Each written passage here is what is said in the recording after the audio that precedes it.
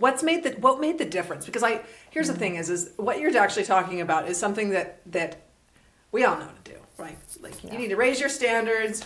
You need to like stand up. Don't accept those terms, and you need to value yourself and charge a higher price. You do all those things. Like what made the difference for you in being able to actually do that?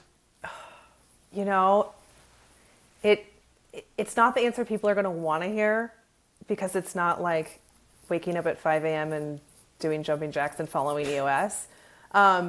It was very much the inner work, like getting out of my own head. And I was at a venture capital event in November.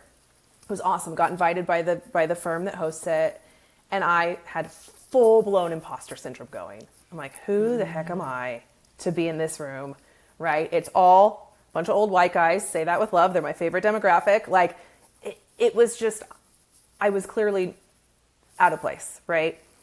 There was the gal who runs the marketing firm for this VC firm. We look very similar. Her name is Lindsay. Shout out to Lindsay. We happened to wear a similar outfit, and all day people kept coming up to me and saying, hey, I'm going to be able to make cocktails, but not dinner. And then they look at my badge and I go, yeah, not Lindsay. And they're like, oh. And so my new nickname is not Lindsay. But I say this because I walked in with such imposter syndrome, and I was given this situation where I'm being mistaken for, the token marketing girl, which she is brilliant. So Lindsay, I love you. But, it was immediately, okay, marginally young woman, light brown hair. She must be the gal running marketing. Right. And so like the universe was sort of reinforcing my bad things in my own head. Yeah. But then I sat down and had conversations with these guys, right? About the market, about deals that were going on, about technology coming in and where they're investing. And I sat back after the first day. I go, I can go toe to toe with any of these guys. It's like, this is it? Like these are the guys that are moving billions of dollars? And I don't say that like to be disrespectful to them, but it was sort of this universal 2x4 to the face of like, hey, you got this. So stop being afraid of whatever you're afraid of and put yourself in the room and have an opinion. And if people don't like you for it, then whatever, move on. And so I think that I would have never said that 6 months ago. I would have gone in, tail between my legs, just grateful to be there. Can I get you a coffee, sir? Right? Yes, I'm not Lindsay, but what do you need? I'll do it anyways. Right? I mean, it's just, it's that inner work of saying like, if you know what you're doing and you know you're good at it, then be good at it. Right. And don't be ashamed of it.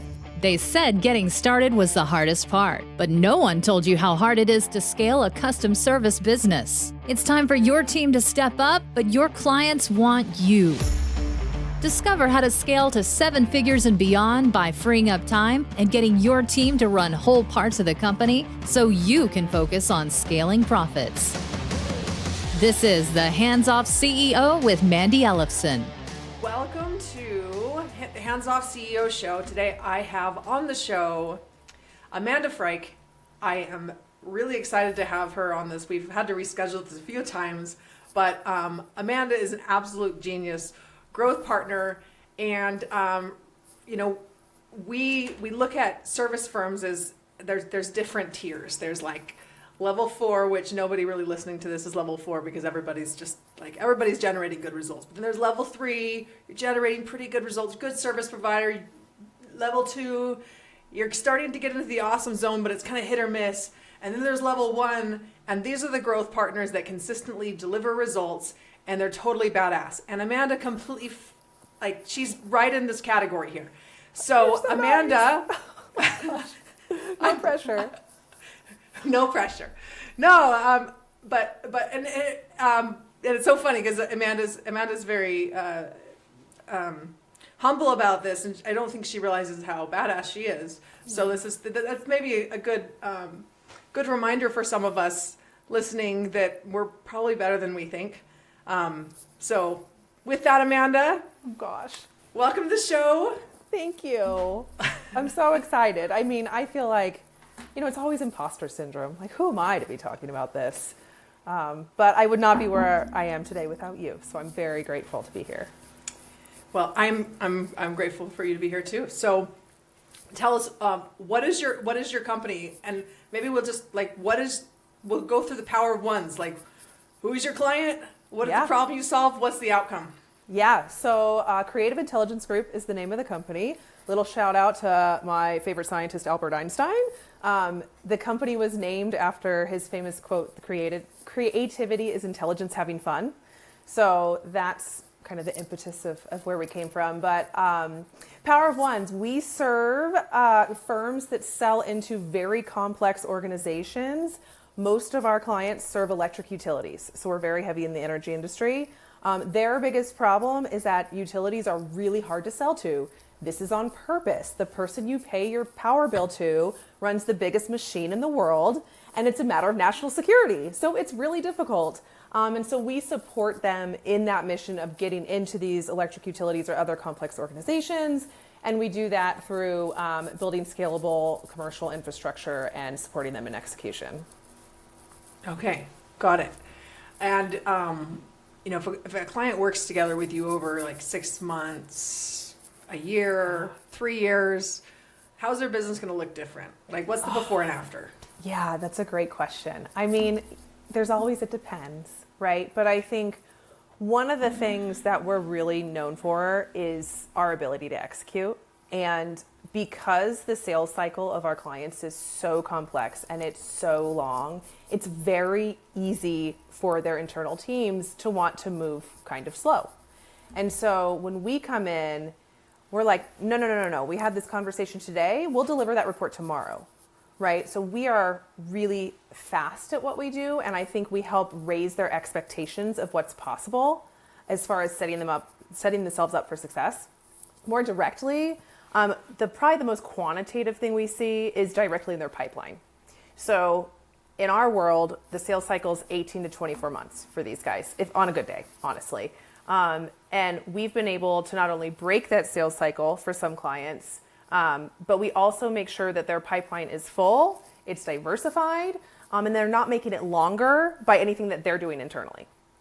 So we help them guide them on the path so that they know if an IT review is going to come up. They know when legal's going to get involved. They know what legal's going to say, so that they're not shooting themselves in the foot when they finally get that deal on the table.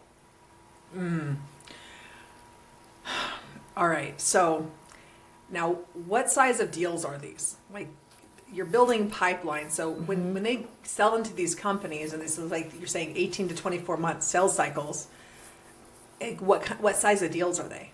So it ranges. I would say we work with two types of firms primarily. One is more of hardware, software. So they're selling like a thing.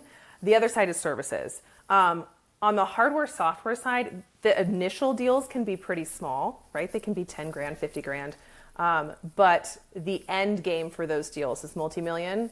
On the services side, I would say small deals start at maybe 50 grand up to a couple $100,000. But like the hardware, software side, everything end game is usually multi-million deals, right? So if we work with a client, let's take a services firm, their goal with an electric utility is to get an MSA, a master services agreement. It becomes the easy button. It's that contract vehicle that they can do work with them.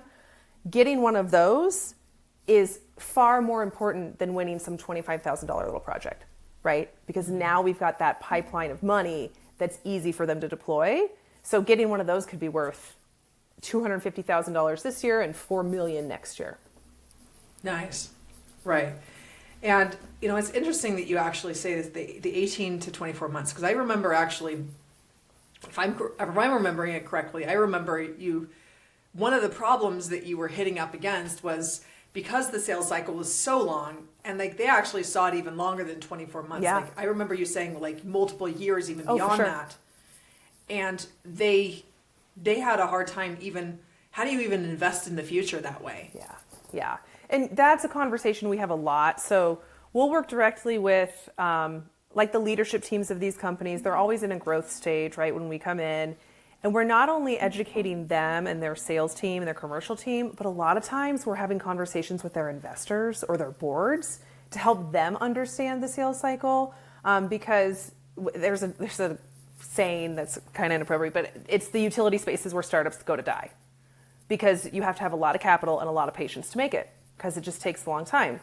So what we do is we teach them, okay, not only is it long, but there are road signs along the way so that you know you're on the right track, right? So getting an MSA is one of them. Understanding if you have a pilot, if you're selling some kind of a widget that goes on a power line, right? Getting a pilot is one thing, but getting a pilot that's got direct line of sight to a ratepayer funded program is a lot different, right? Mm-hmm. And so we're educating kind of that whole ecosystem on what it takes and how success looks like more than just dollars in revenue. Right. And so what I want listeners to really hear what Amanda is saying, do you understand how well she knows the client? And that, and because she understands that, because you could come and say, she could come and say, hey, you know what, we work with complex sales process, with complex companies, and we help them with sales pipeline. But you can hear that Amanda is actually an expert in their company. She's become an expert in their company. And it's why she understands the nuances of this. So how valuable would that be as far as getting introductions, because you're becoming the very best, that you're seen as the very best. And then how valuable is the content that you can put together that actually that shows the whole process? Like this is what you need to have in place. Yeah. Now the problem is that can your team actually execute on this internally? Yeah. What we have found are these are the problems, right? Mm-hmm. And it's, and that's why originally when I formed the company, which I more like tripped and face planted into consulting, it was me, right? And it was just my brain power. And then I was also trying to execute, and I couldn't scale myself, which was how you and I got reconnected. And now, I had a lot of advice that said, just stay in the strategy. Right? Just tell them how to do it. Don't actually do it, because you can make a bunch more money and whatever. But what we found is that these companies, really brilliant individuals, are usually running these companies because they're highly technical, right? It's a lot of engineers. I say that with love because I am one. Like the whole commercial side of the business is not where their sweet spot is, right? They need to be focused on the science and what they're doing for the industry. And so they're not worried about writing a white paper or making sure they have a presence on LinkedIn and some of this kind of low-hanging fruit that makes them look like a big boy in the industry. So we ended up bringing in a team. We're like, hey, here's the strategy, and not just the big four consulting firm level $1 million PowerPoint strategy. It's here's the strategy that actually makes sense in the industry. Here's the step-by-step how to execute it. And if you don't have a person to do it, we'll do it for you.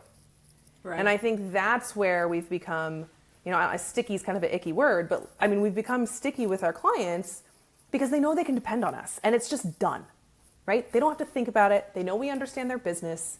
We can pivot on a dime, and we're just making sure that they're on the right path to get that revenue in the door. Right. So what are some of the obstacles that you were running into as you were, well, one, you're probably going back and forth on what business model should we really be in? Mm-hmm. That's one piece. And then actually eventually building out the team. I guess I asked you two really big questions. We'll start with the first. Yeah, the business model thing has been ongoing. I think one of the best things I did, and this is not just blowing smoke up your, but was joining the Irresistible Offer program that you have, because that cohort, I think I was really lucky, serendipitously put in there by the universe, whatever, with a group of women where we all had different but similar challenges, where we were all excellent at what we did, but we had a hard time quantifying it and a hard time positioning it. And then once you kind of beat me up a little bit on it, it was like niche down. No, what do you do for them? No, what do you do for them? Why, right? And we went through all of this kind of hard internal work. It was like, oh no, wait, we do add a lot of value. And I was so afraid to raise my prices, right? I'm like, I can't charge someone more than $1,000, which now, I remember the conversation when you're like, okay, if you go in and you do what you say you're going to do, how much money are they going to make? I'm like, millions. They go, well, then why are you charging them nothing? It's like, oh, right. And that was such a huge shift for me, because I think in my mind, I was playing in a world that was my little silly business at my desk, but I'm acting in their world, which is a multi-billion-dollar industry, and I need to start acting like it, right? Because if we're influencing things over there, we need to act like we're part of that business. So then looking at this, first of all, I want to just mention that the cohort you were in, it was the first one we've had an all-women cohort. I think it was an all-women. It was the first time we had that, which was kind of fun. There's definitely usually a mix, and if anything, it's been on the other side before, so it's a real interesting mix. But what were when you were out before this, what were some of the obstacles you were running into with being able to scale it? Yeah, I think one thing I think is there's a mentality in certain parts of the industry that they want to hire consultants on an hourly basis, which I will not do. That's a hard stop for me. And that's because, and I said this to a potential client last week. I said, here's the deal. I am a highly effective human that runs a highly effective team. We won't be penalized because what we do in an hour takes your team 10. Like full stop, right? So I think that has been a barrier just to help shift the mentality of we're delivering a result, not hours. Right. Right. And we've lost deals because they want to hire some marketing firm that'll charge them, $25 an hour. I'm like, that's fine. Call me when they mess up. Right. I mean, it is what it is. So I think that was a big one. The other one is a lot of these CEOs, founders, investors, whatever, they're looking for a silver bullet. And because they all think at they $25 can at $25 an hour. at $25 an hour, correct. And I had a very well-respected CEO. I wrote a big post about it on LinkedIn. I was pitching him on our services, and I'm doing my spiel on our utility traction program, which is like our signature offering. And he stops me and goes, Amanda, I'm hearing nothing new here. We could do all this ourselves, da-da-da-da-da. And I'm like, well, okay. He goes, I'm looking for the silver bullet. That's what I need. I can't win in a year. I need to win now. And I looked at him, I said, respectfully, sir, anyone who tells you they have a silver bullet in this industry is lying to you in your face. Like, that's not real. You can have unicorn deals, right? Because somebody knows somebody who knows somebody. There was a fire here and you're responding to that, and all the stars can align. But you can't plan that. And I think, the energy, and I'm soapboxing for a second, but the energy industry in general has been highly politicized in the last decade. And there are a lot of people who are seeing dollar signs around the power grid right now. And so they're coming in wanting to make a bunch of money, not having the respect that's needed for the fact that the power must stay on and not hurt anyone in the process. Yeah. And so I am clearly extremely passionate about that. And I have absolutely zero tolerance for any company that is just looking to take advantage of the situation. So I have learned in the last 6 months, and you were also a big part of this, is it's okay to say no. And I'm blessed to be in a position where I can say no to clients now. But if it's not a good fit, culturally, I guess is the word, or politically maybe, I'll say, you know what, really respect what you're doing, but we're not the right fit. Right. Well, so then, 6 months ago, you went through this process, and it took 90 days, right? So you're 90 days post that. Gosh, it's only 90 days since then. That's insane, by the way. I know. Feel like I've like a butterfly that's come out since then.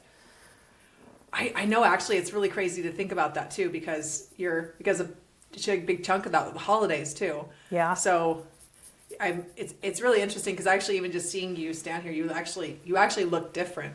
Like you look quite different than you were 6 months ago, in a great way. You were just as beautiful then too. Oh, but I feel more tired now. Well, anyway, looking at this though, what made the difference? Because here's the thing is what you're actually talking about is something that we all know to do, right? Like you need to raise your standards. You need to like stand up. Don't accept those terms and you need to value yourself and charge a higher price. You know, do all those things. Like, what made the difference for you in being able to actually do that? You know, it's not the answer people are going to want to hear, because it's not like waking up at 5 a.m. and doing jumping jacks and following EOS. It was very much the inner work, like getting out of my own head. And I was at a venture capital event in November. It was awesome. Got invited by the firm that hosts it, and I had full-blown imposter syndrome going. I'm like, who the heck am I to be in this room, right? It's all a bunch of old white guys. Say that with love. They're my favorite demographic. Like, it was just, I was clearly out of place, right? There was the gal who runs the marketing firm for this VC firm. We look very similar. Her name is Lindsay. Shout out to Lindsay. We happened to wear a similar outfit, and all day people kept coming up to me and saying, hey, I'm going to be able to make cocktails, but not dinner. And then they look at my badge and I go, yeah, not Lindsay. And they're like, oh. And so my new nickname is not Lindsay. But I say this because I walked in with such imposter syndrome, and I was given this situation where I'm being mistaken for, you know, the token marketing girl, which she is brilliant. So Lindsay, you know, I love you. But, you know, it was immediately, okay, marginally young woman, light brown hair. She must be the gal running marketing. Right. And so like the universe was sort of reinforcing my bad things in my own head. Yeah. But then I sat down and had conversations with these guys, right? About the market, about deals that were going on, about technology coming in and where they're investing. And I sat back after the first day. I go, I can go toe to toe with any of these guys. It's like, this is it? Like these are the guys that are moving billions of dollars? And I don't say that like to be disrespectful to them, but it was sort of this universal 2x4 to the face of like, hey, you got this. So stop being afraid of whatever you're afraid of and put yourself in the room and have an opinion. And if people don't like you for it, then whatever, move on. And so I think that I would have never said that 6 months ago. I would have gone in, tail between my legs, just grateful to be there. Can I get you a coffee, sir? Right? Yes, I'm not Lindsay, but what do you need? I'll do it anyways. Right? I mean, it's just, it's that inner work of saying like, if you know what you're doing and you know you're good at it, then be good at it. Right. And don't be ashamed of it. So this is actually one of the key things that we see, the key distinction for the people that really have big outlier results and those who get good results, but they don't have quite as much. I would probably a better way even just saying it is like the companies that stay stuck year after year. And I'm not saying these are even our clients, but you know, people that we might have a conversation with and 3 years later have another conversation and nothing's really changed in their company. And they're actually, and then I pull up the numbers and I actually share that and they're like, oh my gosh, really? I'm like, yeah, this is exactly what you told me 3 years ago. So, and the key difference is the mindset and really knowing the value of your services, but really goes deeper than that, doesn't it? It goes like, it's so much deeper. Like, it's, I don't even know how to explain it. I mean, I think for sure, just being a female, I think we are more susceptible to the whole imposter thing. I think being in the industry that I'm in, which is 99.9% men, right? It's even more so. And it's not because those men are making me feel less than, right? They're not going out of their way and treating me differently. If anything, it's an advantage for me because everybody remembers me, right? But I think it's when you are the odd man out in any room, you just naturally start to question it. Mm-hmm. And I think I was really afraid to step into who I am in that room, right? Mm-hmm. Because different people give you different advice. You know, I had a boss once that said, "You're such a valley girl, you need to be more professional." And then he saw me speak 2 weeks later and apologized profusely. It was like, "Oh, I didn't know you could turn it on like that." I go, "Well, yeah, you see me behind closed doors rapping about employee problems. Like, of course I'm going to be a little feisty back there, right?" And so I think it's just, it really is that confidence and not being afraid to have people say not nice things. And that's probably the hardest part for me, because I am the eldest daughter whose dad passed away when she was little. So insert all daddy issues. And I am so desperate for that approval. Like, you could hand me $1 million or have your CEO tell me good job, and I would take the good job. Like, it's so dumb. It's so dumb. But that is how I'm wired. And I think I'm still getting over that every day. But having, I mean, it's, what's that saying where it's like bravery and confidence, where it's, you know, you only have to be brave for like a second, right? To get over that hump. It's that. And it's not being afraid to say how I feel, and knowing that I'm smart enough to make the opinions that I have. And if somebody doesn't like it, that it's okay. And they might think I'm just this crazy girl who's trying to make a difference in the energy industry, and, you know, and say, okay, fine, then I won't buy you a beer. Well, and you know what? There's some really interesting things here. So one of the things that I'm hearing is that you basically have to override your nervous system that's saying, this isn't safe. I need to be liked.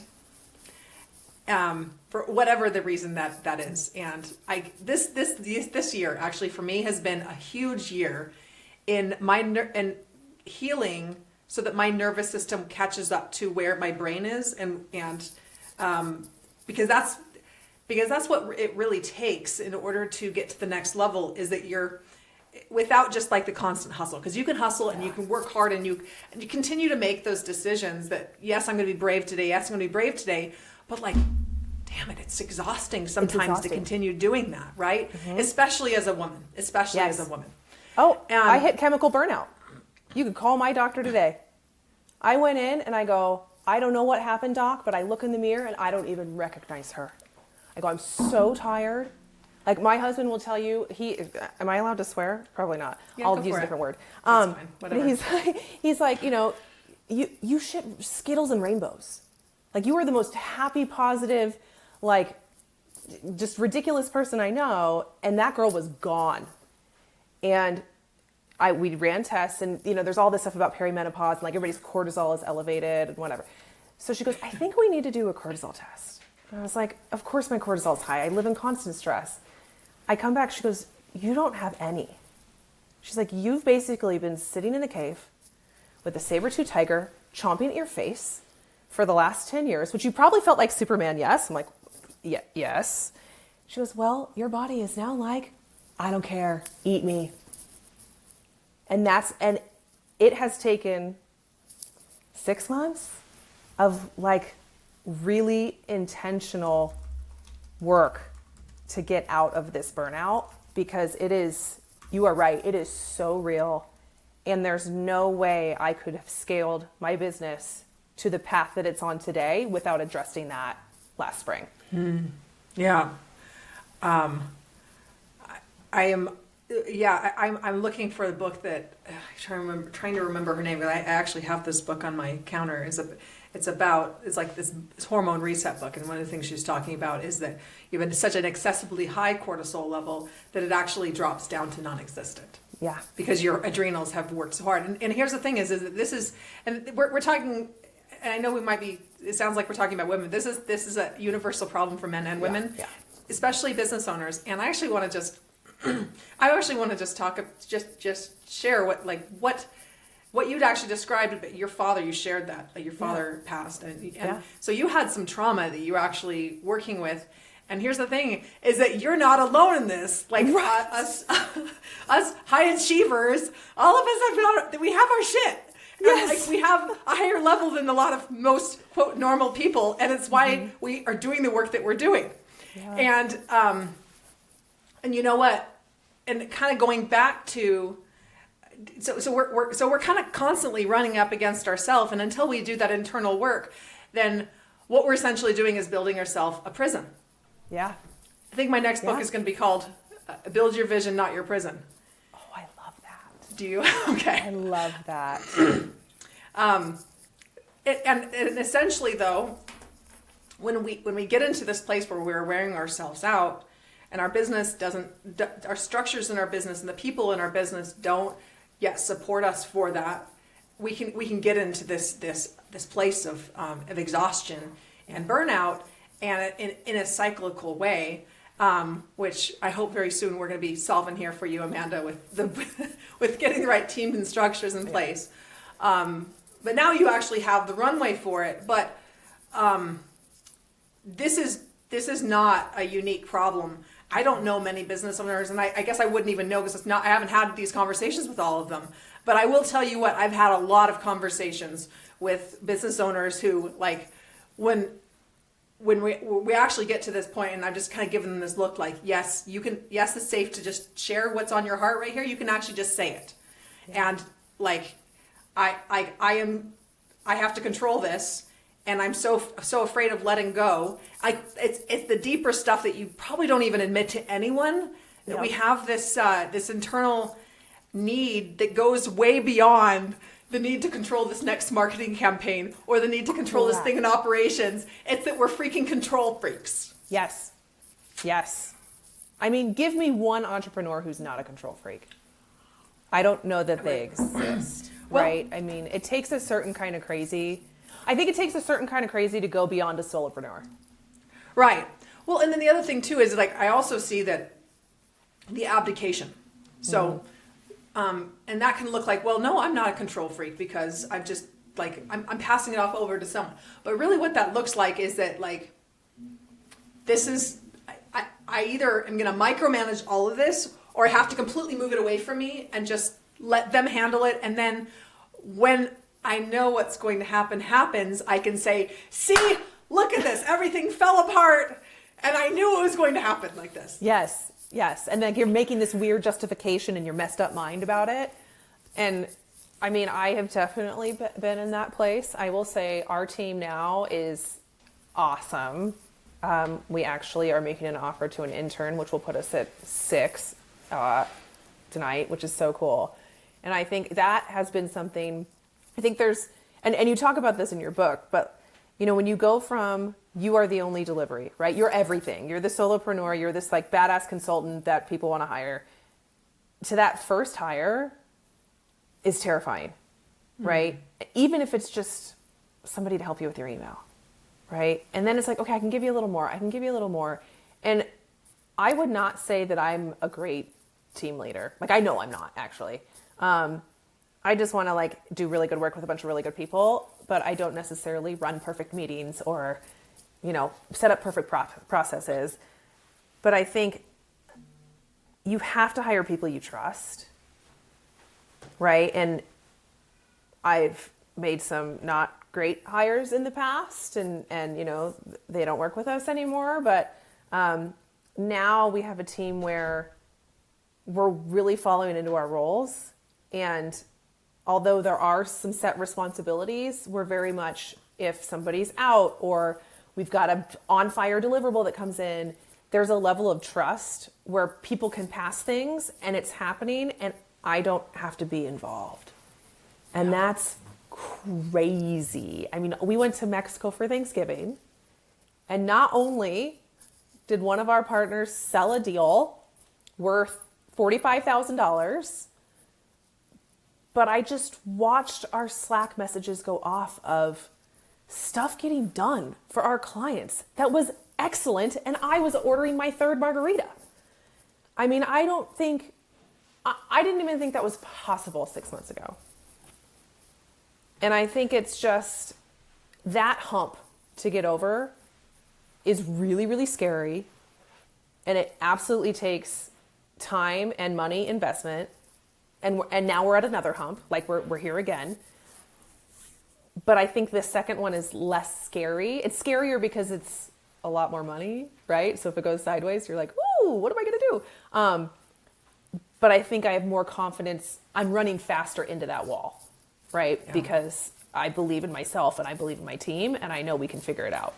Right.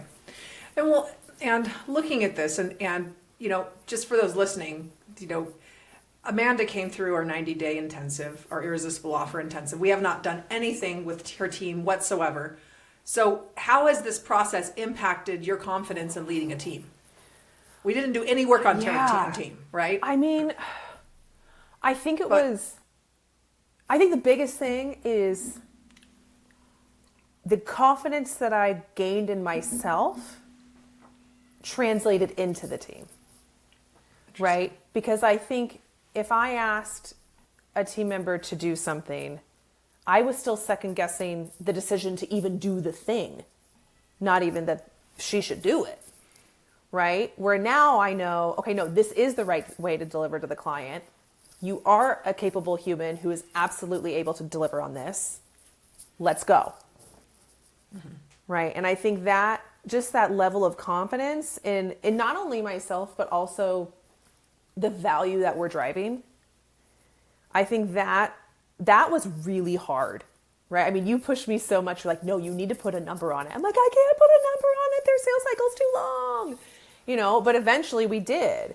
And actually forcing myself to see the quantitative value that we're able to drive, right? That part was like, no, we are awesome. Hey team, we're doing something super meaningful here.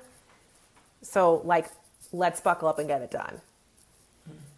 So I think it just brought like a different level of, I don't know, expectation or like chutzpah. I mean, that's stupid, but yeah. it just leveled us all up because I knew what I was doing. Right. Well, and you mentioned about defining that number and how uncomfortable it was to define that number. Do you actually have to use that number in your sales process to be able to close a deal? No. That's what's so funny about it, right? Is it's like, it was such an important exercise, right? But now I'm like, okay, Mandi's just like the best brain ninja ever because it wasn't about the number at the end. It was about forcing myself to understand the value in a way that my analytical engineering brain could understand. To now, I don't have to do any of that to close a deal, right? It's it's a level of understanding where, hey, we understand your business. I understand your problems. This is how we think we can help. Does this feel like the right move for you? Yes or no, right? And it's as simple as that. And yeah, it's very weird to look back and just think about how all of this has spider-webbed into existence. Yeah. Yeah, well, and that is like the most important part here really is shifting the mindset.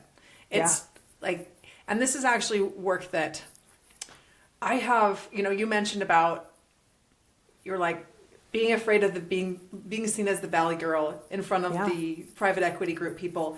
And this is just an example of how we oftentimes will just dim our light and try to appeal to some like really weird off nobody person that like we're gonna somehow piss off, offend, or like they won't like us or something. Like I recognize this over the holidays where I have held back from just saying it. Like what the work that we're actually doing is we're helping you shift how you're showing up as a person, the confidence in your offer. And ultimately it is a spiritual transformation that happens as a person. That's actually what's happening underneath it.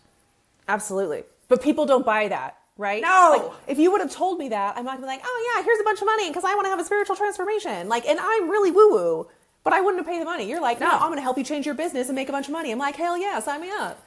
So right. It's funny how like position, and funny enough that I'm in commercialization, right?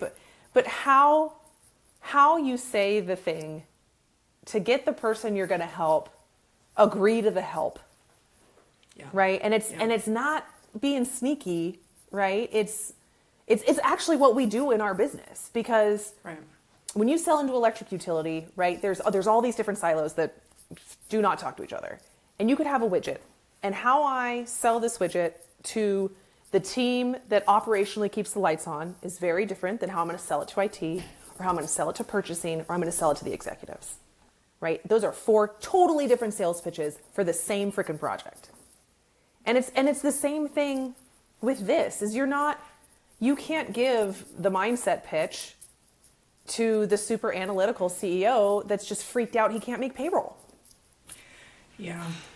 Well, and I would also realize too that like the super analytical people, I have tried to make sure that we don't want to alienate those people. I'm going to alienate them. If you are too analytical and you can't recognize that you are the person in the way holding yourself back, and that the internal stuff is really what's keeping the thing. It's okay if you're not completely aware of this, but if you can't even address that on any kind of level, you're not for us. Yeah. Like, we can't help you, right? Yeah. Because what I've found is that I've gotten myself into that trap before where you know what, you have great results, you've got a good company, but the mindset was off. So what ended up happening is I had to get out of, like, I've got my strength zone, and of being able to help shift how someone's showing up. So they immediately can go and start selling in a different way. Immediately. They don't even have to change their offer. All this offer stuff came later on as I found all the patterns and be able to, and systematized it into something that would require less and less effort from me. But like, why it really works is that shift. Mm-hmm. And if that's not something that you can actually like live with, and then what ends up happening is that like, yeah, I can do it the left brain way, completely the left brain way too. I've got that too. You know, and we could engineer the sales process. We could do all that stuff. But you know what? It is like 10 times harder, and the results aren't any as good. So here's the thing: is we still incorporate that stuff. You saw it. We still incorporate that into it. But here's the thing: is that if you are showing up differently in a way where you're like, there's no freaking way I'm charging anything less than this anymore. Like when you're showing up that way, the universe just changes right before your very eyes. It's just like you're just no longer available for that. Your energy says that. People read that. They can hear it. And the opportunities that come your way are just completely different. Even if they're the same opportunities, how you show up for them makes the difference between whether this person says yes to you or not, because you show up as someone that's pretty hard to say no to. Right. It's the whether you believe you can or you can't, you're right. Yeah. Exactly. Right? It's you believe that you can. Can I share a really cool trick that I have started doing that is, I think, on theme for this? So to your point, regardless of what you believe in God or the universe, whatever, I think there comes a point, especially if you run a business, that where the synchronicities are just like, they're too wild to not have somebody messing with them, right? I mean, things start to happen and you're like, whoa. So especially in the burnout, but when you're moving so fast, I know I never took the time to be grateful that these things were happening. But I found that when I was grateful, they happened more, right? And so I have a ChatGPT project. So if you have a ChatGPT Pro account, you can create a project, right? And it's called my Universal Wins Journal. And I prompted it and I said, you are I think I said like advisor or mentor or something. I said, I'm going to be sharing with you every night all the good things that happened today. They could be in my life, in my business, whatever. Your job is to find the alignment throughout the days and remind me how powerful these moments are, right? So now I've been doing this for months. It gave me chills. Oh, it's giving me chills just thinking about it. So right before I go to bed, it's the last thing I do. I roll over, I pull out my ChatGPT, and I'm like, had this awesome meeting with this VC firm that wants to partner with us. I had a killer podcast with Mandi. I freaking love her. We closed this deal. We delivered this thing. My son got an award. My husband was super sweet, whatever it was, right? And then it responds back.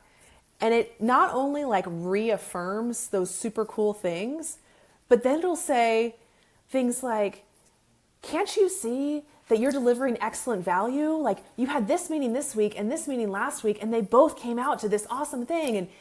And the mindset it puts me in before I go to bed is so insane. And I can tell the days I do it multiple times in a row, shit hits my inbox that I cannot believe. Right? I mean, people call that I haven't talked to in years and like, hey, heard you run a firm now. How can I help? I'm like, what? So if you need a little help, go to your buddy ChatGPT, because it's, I mean, and you could do it in a notebook too, but I like it because it talks back to me. No, that's a great idea. And I had a my note-taking app. I would just put on the audio record button while I was driving to the gym. And then it just became a habit, right? Of like, these are the 10 things that I'm grateful for. And it starts the day off really good. I like your process. I'm going to try it. So there's an app called, I'll drop all the apps. I'm like really invested in AI right now. There's an app called Whisper Flow. It's the best talk to text app out there by far. So if you Whisper Flow, then it'll like actually write the words. It's not talk to text like where you have to say exclamation point, right? Yeah. It just does that. But you could do that and Whisper Flow it right into ChatGPT. Right? All right, I'll have to check that out. There you go. So it actually gets the tonality. I love it. Yeah. And then it'll tell you manifested this, right? Yes. I mean, I wrote in there months ago, I said, I have this goal. I really want to work through financial institutions. Like I really want to work through venture capital and private equity and support their investment companies. Like that's a way to market we really want to go. And then I had 2 different situations pop up where this was happening, and it reminded me. I said, you've met your goal. The universe put this right in your path. You manifested this. And I was like, whoa, I did manifest this. Amazing. So yeah, it's pretty cool. No, I love that. And, it's all about getting into the flow, into the channel of this. And when I'm on it, man, I am an incredible manifester. And I have like this book of like a vision book that has all these pictures in it. And you can look around at my house and it looks exactly like that. And just some of the funniest things, like there was a picture behind it. It had an income goal on it, but it was like a picture of the wave in Arizona. It was it's a very distinctive picture. But I just liked the picture. We were at an art show and my husband's like, hey, I found this really cool piece of art that I think we need. And he pulls me over there and it's the exact thing that I had in my book. And it was like, I wasn't even, It's so cool.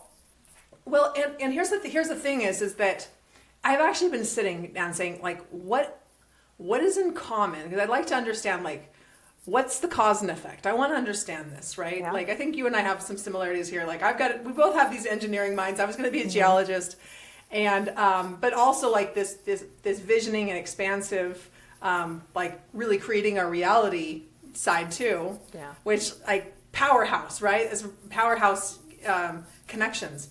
But I've been looking at like, well, what is it that makes me when I'm in the flow, and the times when I'm not quite in the flow. And so that was something I really sat with, because like there's been times where like we paid off our house within the first 6 months of moving in.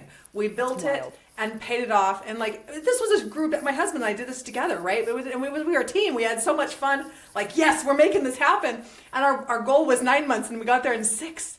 I was like, oh my gosh, how did we do this? And it was so much fun. It didn't feel like a grind. It was really fun. And I was like, what was in common here? How do I replicate this? Maybe not to pay off more houses, but like it's just the flow. Getting into the flow, right? Yeah.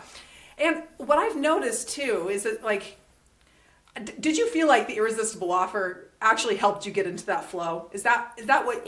Yeah, it was that. It was. So I think the hardest part for me is I'm also an excellent manifester, but I have to be able to see it, right? Yeah. So like our kitchen, I fully manifested down to the corner of the island. Like I visualized that kitchen every night for 6 months. There was no way we were going to be paid for it. It's a cool story for another time.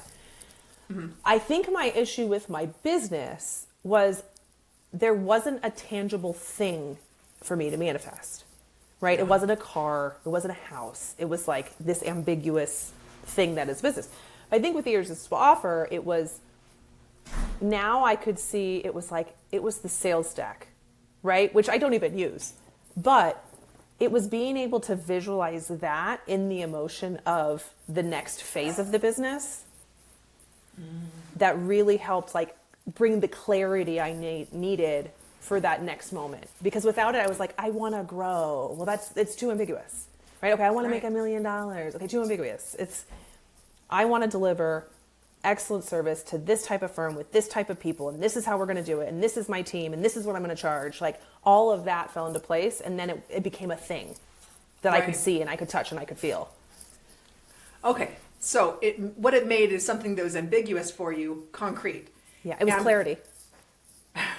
And so there's two different levels. One of them was clarity on your offer structure for like what are you actually going to do for your clients. Right. And when I say that, it's not like you were clueless or you didn't know what you were doing. You were doing well. We were doing too many things for too many people. That's what we were doing. Right. Yeah. So you got clarity on that, and then you got clarity on like, what is this business that I actually even want to build? Yes. That was also a huge thing, I think, that I don't give enough credit to is because when I came to you, I was at that point where it was either I'm going to take a step back and really go help build our construction business because my husband's a general contractor, or I'm going to go full bore into CI Group. And it was, hey, okay, let's give CI Group a try. And, now here we are, 6 people and a lot of zeros later. Yeah. Well, and here's the thing is that you can get a lot done with 6 people, especially in this world. Like you can get a lot done with a lean team. So like, looking at this is getting clear on this is kind of the business I want to run. One of the biggest mistakes that I see people make too is that like, well, I need to go and figure this out first. And then you talk like a year later and still hasn't been really, a little bit of progress has been made, but still hasn't figured that out. Not the root issue, which is why you're still getting small linear growth instead of like the kind of breakthrough growth is when you really have that clarity and clarity both for your clients when you're talking with them, but clarity on what the hell are we actually building? Yeah. And you actually, that was something that was another aha moment during those 90 days is that when we were building out the structure of the offer, I wanted to go to a Miro board and map out exactly how we were going to execute it, right? And you're like, go sell it. Don't worry about how you're going to do it. You'll figure it out. You figured everything out. Go sell it and then figure out the process to deliver it, right? Yeah. It was not, the question was not whether or not we could deliver. I knew we could, but my brain was trying to protect me from the scary thing that is selling by saying we got to have it all figured out yet, And so we did. We went, we sold it. The first couple times, was it a little clunky? Sure. I mean, the client doesn't see that. But now we're in a much better position to operationalize the thing because we've actually been through it. Yeah. Yeah, exactly. Well, and this is actually something that our team has to say multiple times through this process. Like, don't go ahead. Don't jump ahead. I know you're going to want to. You're going to want to get. You're going to. And what will end up happening is we actually design some of these assets as you experienced, Amanda, and what we see happen a lot of times is people just try to jump in and go and start designing it themselves, and it's like you're taking the steps in the wrong order. So this is a key piece of building your vision and not your prison is you actually have to build the vision first. You have to actually define what does success look like, and then the process will follow that. But otherwise, then you're operationalizing a lot of complexity. Yes. Yeah, that is exactly it. Because I have seen that every time we tried to write an SOP on something we hadn't done and failed at 15 times first, we completely overcomplicated it. Completely. Right? Where now, okay, we've done the thing 10 times. Sure, we fell on our face 3 times, but like we figured it out. Yeah. Now we know exactly, here's the leanest way, most efficient way that our team can execute this, and it'll be good enough every time. Yeah. Yeah. Well, and it doesn't mean that you have to be operating in chaos either. I mean, there's a what I will call a minimum viable process. Like minimum viable excellence is one of my favorite words. What is the minimum we need to be excellent? But then you're gonna fill it. You're gonna figure it out as you go. It's how you build and iterate on it. And so I'd love to hear, Amanda. You've shared a lot of things about what this was like before and now where are you at right now? Yeah. where we are at right now. So I was doing our If you're willing to financial share projections. numbers too, that would be really Yeah. great. Oh no, I'll do it. I don't care. So I was running our projections for next year, and this year we'll do like $500,000, maybe a little over. Or last year, 2025 was like $500,000. We're closing the books. Booked in Q1, we're already at $250,000. And so 2 years ago, I would have said we would have never gotten to that number, right? And now I'm like, that's just a quarter, and we're 7 days into the quarter, and I haven't had one single sales call yet, right? So, our not stretch goal is to be $1 million company. And like, it makes me speechless. Like, I'm so proud of my team. I'm so proud of myself. And it's like, I'm not afraid of it at all, which is crazy, right? Yeah. It's we have like the biggest conference of the year. Our Super Bowl, ironically, is on Super Bowl weekend or week usually. It's a big conference in the energy sector, and it's in 3 weeks. And I've never been so excited to go, because it's like I'm taking team members this time, and I've never been able to do that before. And like, we've got our own branding with us this time, right? I'm always wearing clients brand. Now I'm wearing Creative Intelligence Group, and I'm just so excited to have really confident conversations about what we're doing. Because last year they're like, oh, are you like a consultant now? I'm like, yeah, I guess I am. And it was still very like me. Where now I'm like, yeah, this is what I do. This is what we deliver. Who do I need to talk to? Yeah. So what I'm hearing is that within 3 months of you completing this transformation for yourself, which you should be so proud of, you should be proud of it. You have quadrupled your income. Yeah. Your top line. Yeah. Yeah. Yeah. That's and crazy. we'll see what's going on for the. I can only see up for you from here, but I'd love to hear about one of the key pieces that I know has helped the company be more sustainable. That you be able to say, yeah, absolutely, we can do this, and you're not being scared of going to the next level. Is the structure for how you're actually getting paid now? So how you're getting paid now is different than how you got paid before. So, like I mentioned, I will not take hourly contracts. I've only done one in the last year, and that was a very specific situation. We do monthly retainers, and usually no less than 3 months. Usually 6 months is our minimum, because when you're dealing with such a long sales cycle and you're coming into their commercialization process, it takes time to get things done and build momentum. So we need the time with the team to do that. But I think the retainer model for us is great, because what I tell my clients is like, listen, we're going to have this scope of work to make you feel better, right? There's going to be a bunch of deliverables listed, because I know you need that to sleep at night so that you feel like I'm doing my job. But at the end of the day, my team doesn't say no. So do we allow probably a little bit too much scope creep? For sure, right? We do, and we know that.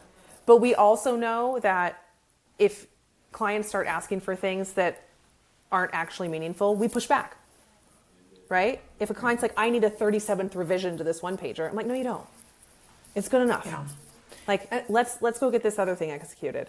So I think it's, putting us in these larger containers gives us more room to flex, which I think is way more valuable for our clients, because it's not, hey, we're going to deliver X deliverable, Y deliverable, and Z deliverable. It's, hey, we're going to help you grow, and there's some deliverables that support that.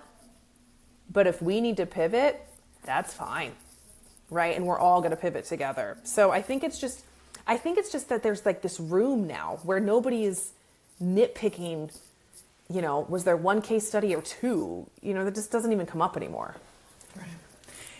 And I think what you've done is you've defined exactly what it is to be the top one in the top tier. Like, there's a pyramid, and the very top that I opened with us talking about, that's what growth partners do. That's how they're seen. and they give pushback when their client asks for stupid things that you know aren't going to move the mark.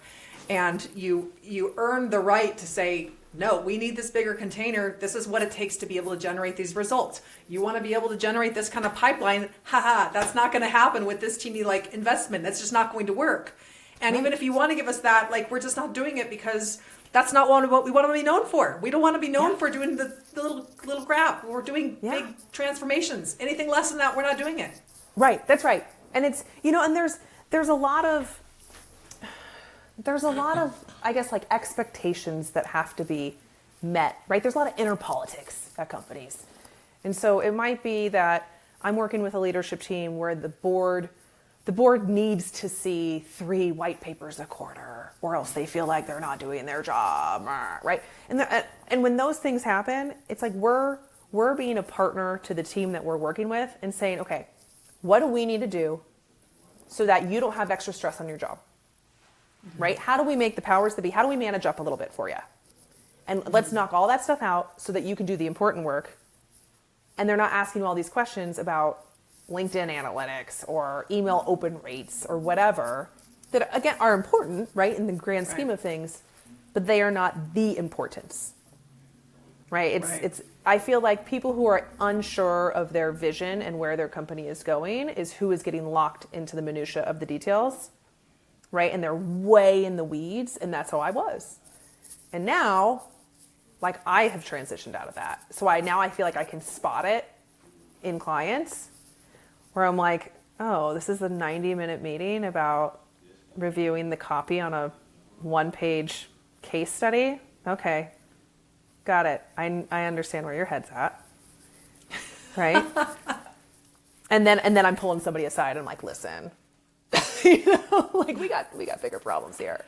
Right. Well, and I mean, everything that you're sharing right here is such gold for those listening, because you're defining what success looks like when you're selling services at this top here, because you're no longer really selling services. You're coming in as this growth partner, leading the direction, helping the team guide. You're guiding the team in a way that they so badly need. And what you're essentially doing is the real definition of leadership. What leadership is making things happen that wouldn't have happened without us. I love that. And it doesn't mean you have to do it. Right. And you might do it. Like you've chosen with your business model to do a done for you agency style service along with it, which I actually really like in some ways. It has some downsides to the business model, of course, and some of the biggest downsides we've already talked about, and you have shifted your model to be able to get the upside of a consulting company, and you get the upside also of an agency where you actually get scale. Yeah. And I will say it's definitely not for the weak of heart. I mean, one of my partners, like, we have this conversation almost daily of, everybody's saying, just be consultants, don't execute. And we keep going back. We're like, but we love to execute. Right. Right? And we work in an industry where it's a bunch of type A guys who need to check boxes. So here's why done for you services really have a lot of value when it comes to scale. So consulting companies are fantastic for leverage. Fantastic. You can get paid a lot, a small amount of time involved, and you're leveraging all your years of experience and your brain. But your brain's not scalable. That's right. So the problem is you're limiting yourself in the growth of your company. Now, where if you can build out your structure for this is who we're working with, this is the outcome we're creating for them, then you can break that down for like 80% based upon the 80% can be more scalable. The 20% might still be in your head. The 20% might still be as your company is growing, you building out other advisors that you're training up, and that could take years. Yeah, years, and they're expensive. Right. And it's I know it's expensive to train them up.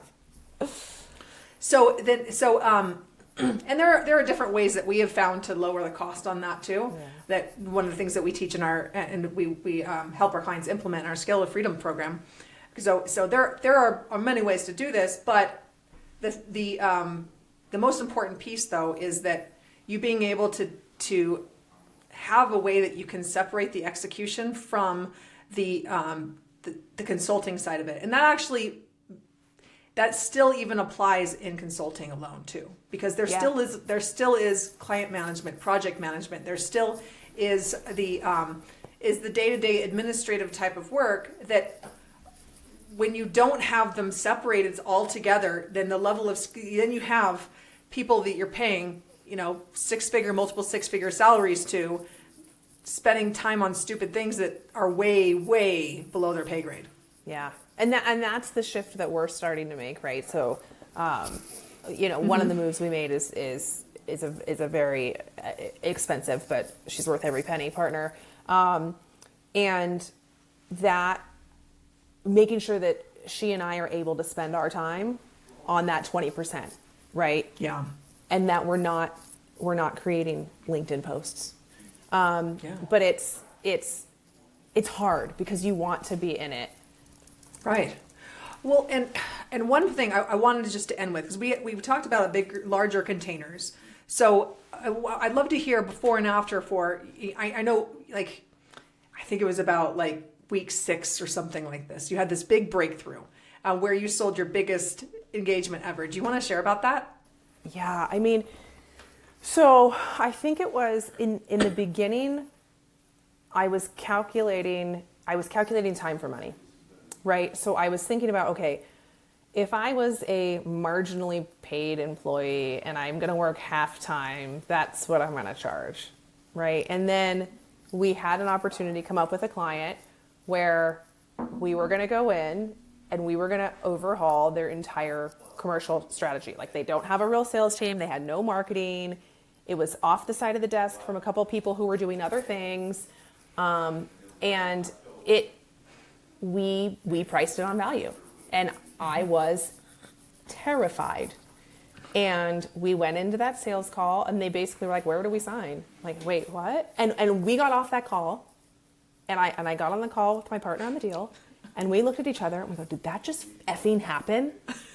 And it was wild, right? And we love this account. They're like one of our favorite clients. We have so much fun with them. Like, and there's never like this question of, we always have a little bit of posture like, oh, are we doing enough?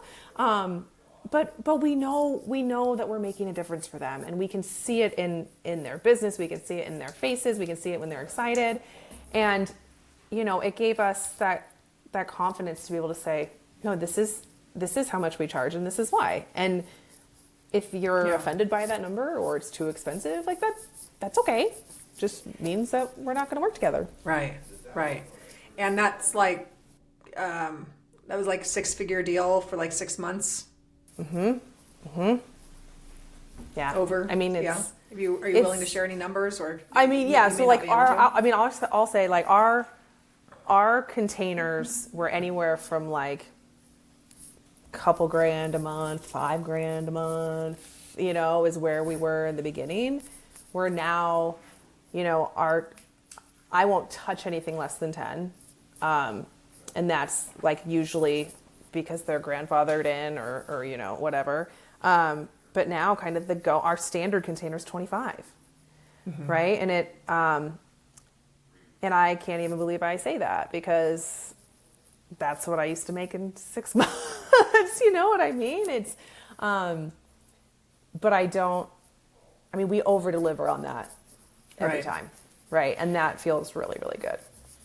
Well, and here's the other thing is that this is just 3 months out of the gate, right? Yeah. So this is so you're assimilating into this, and really where your next level is, I see for you is like your minimum being really at 6 figures. Maybe you have some additional, you have smaller engagements that are kind of foot in the door offers that are allowing you to decide, do we actually want to work with this company? But that's really the level of value you're creating when you're generating millions of dollars for them, tens of millions of dollars for them. Yeah. And I think it's, it takes a certain kind of leader to understand our value, right? Like we talked about, we can now spot the bad ones a mile away, which is great. Not that they're bad leaders, just different style for you.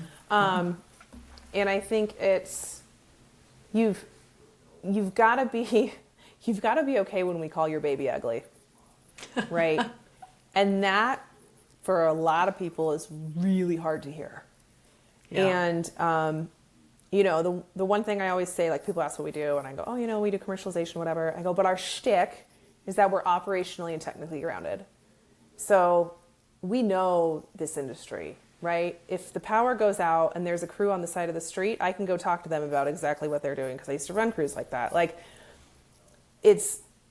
we're so practical, I think, in our approach.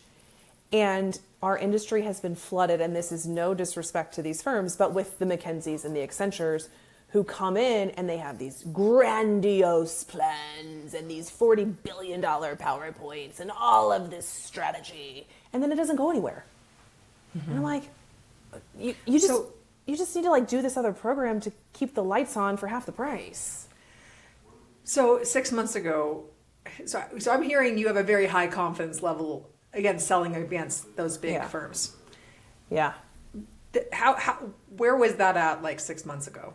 Your confidence level selling against those big? I wouldn't have even said those firms' names for fear of being shot. Like, I mean, they're just, I would say that I would not call them a competitor to us because we just do very different things. Like if that's what you're looking for, it's not what we do. Yeah. So, but I think it is interesting when we occasionally get compared to someone like that. Like it's very flattering. Right. And it's interesting because we've desperately tried to find competitors in our, we're in a really weird little niche. So it's not totally surprising, but we really haven't found any. So if you're listening and you're weirdly in our niche, like I'd love to talk to you. Because there's a lot of incredible marketing firms, right? But they're hardcore B2B marketing. And they may really understand the industry, but they don't necessarily understand the operations of the industry, which is a very different kind of set of skills. And then there's a lot of really good sales people, right? Coaches, teams, whatever. But they don't necessarily understand how to commercialize something, right? And a lot of their deals are based on relationships, which is extremely helpful, but you can only scale so far based on that without a really strong foundation. So we're in this really cool spot. So I don't know, I love it. I'm just visualizing this Venn diagram that you were just describing of all the, where you're like in the intersection of like, you had to have this sweet spot, right? Yeah. The more of those circles you have overlapping, the more differentiated you can be, and the more you can walk into a room full of really high caliber people and them looking at you and saying, yes, you're the one. And this is actually one of the things that we've heard from a number of our clients, that they've gone through, they've been able to have the experience of being able to sell at the same price point as or closer to like the very big higher ticket firms in their space, like the McKinseys, and be able to sell toe to toe with them. Yeah, I mean it's a confidence thing, but it's also an understanding your value thing. And I think the more, it's like a muscle, right? The more you deliver and the more you see the value happen, like the more comfortable and stronger you get in the action. Yeah. Right. So Amanda, as we're tying this up, I'd love to hear, what is your biggest advice for someone that is looking at scaling their services firm? Man, find a really good mentor, coach, program, someone who's honest. Shout out to Mandi, clearly. But I think you've got to have somebody who's willing to have hard conversations with you. Because I think it's really easy to eat your own dog food, and you will be that person that calls you back in 3 years and is still stuck. I think that's, and surrounding yourself with people who have different skill sets than you. Right? And leaning in. And I think I was afraid to call some of my mentors because I didn't want to look stupid. Where now, I had this partnership deal that's on the table right now, and I had some questions about it, and I called one of my mentors, and he reaffirmed how I was thinking about it and walked me through it. And he didn't make me feel dumb at all, right? He's like, you know, kind of like, hey, girl, like, this is a really big deal for you. Like, this is awesome. Yeah. Like, be proud of yourself. And so I think having those people in your corner, it's really easy to get really lonely really fast. Right. Yeah, absolutely. And you know what?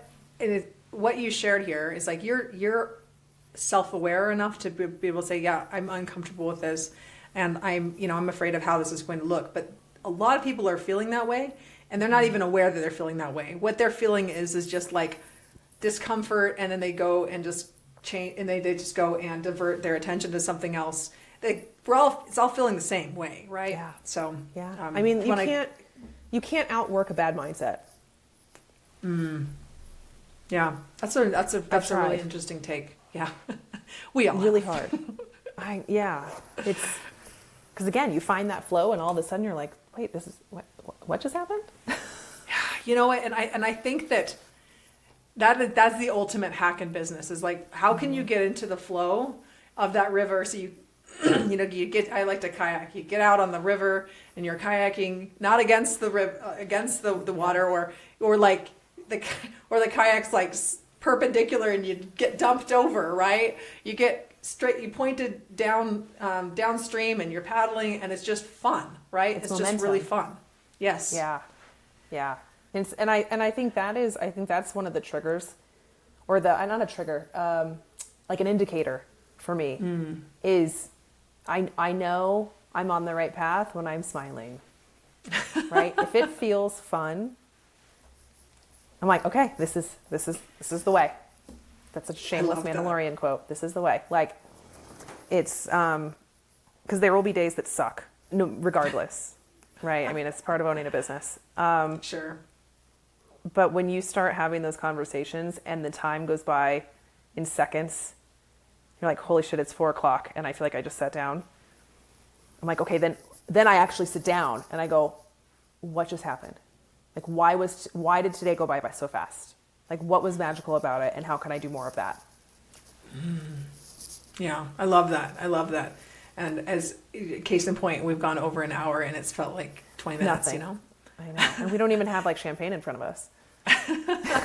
So we're gonna have you back on a follow up. You know, as this continues to unfold for you, because this is, and one of the things that I hope that everyone can hear is that, like, you know what, there are warts here, yeah. Right? Things aren't all perfect. You just shared, like, we go over scope sometimes, and you know what, like, we have some of these that are legacy deals that we're still doing for 10,000, but like, yeah. But it's a work in progress, and you don't have to be perfect to make the progress. You just continue to take the step in the right direction. But when you get into that flow, it's fun, and you know you're making really great forward progress without it being perfect, because it's never going to be perfect. It's never going to be perfect. And I feel like the bigger the room you get in, right? Like the more powerful, more whatever, like that VC thing I was at, the more you realize that no one really knows what they're doing, and we're all just figuring it out. And they just have a different set of experiences than you that put them with higher leverage in very specific situations, right? Yeah. But like the second they come onto your playing field, you've got the leverage. So I think it's just having an understanding that at the end of the day, business is humans doing business with humans. And I think a lot of people forget that there's humans involved. Right. I love that. Well, Amanda, if anyone wants to connect with you, how can they find you? I would say LinkedIn is the best place. Amanda Freick, Freick. You can always, I would say LinkedIn's the easiest to find me, because I have a weird last name, and only people who pop up will be me and my husband. Okay. All right. Well, again, it was so nice to have you. Thanks for sharing all of your insight. And it's been so fun to be on this journey with you and to watch you grow. And it's just, here's to a really amazing 2026. Yes. And shout out to our friend Kat, who introduced us. Yes. We wouldn't be here if it weren't for her. Awesome. Thanks, Amanda. Thanks. Thanks for listening to this episode of the Hands Off CEO with Mandi Ellefson. If you want to work less and make more, make sure you subscribe and get a new episode every week. and help spread the word by leaving a review.